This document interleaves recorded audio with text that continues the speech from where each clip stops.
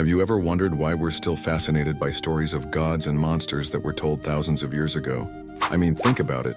In an age of smartphones and space travel, we're still captivated by tales of Zeus throwing lightning bolts and Medusa turning people to stone. Here's the thing about ancient myths.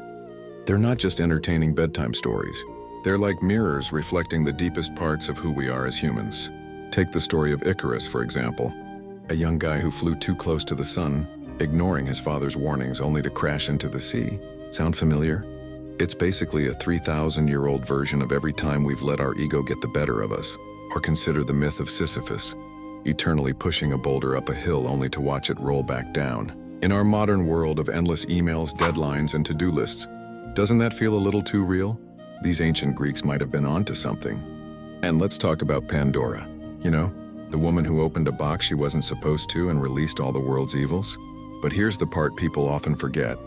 At the bottom of that box was hope.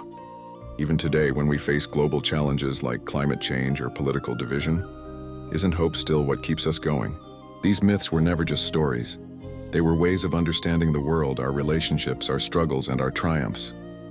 When we read about Perseus facing the Medusa, we're really reading about facing our own fears. When we hear about Orpheus looking back and losing Eurydice forever, we're learning about trust, doubt, and the prices we pay for our choices.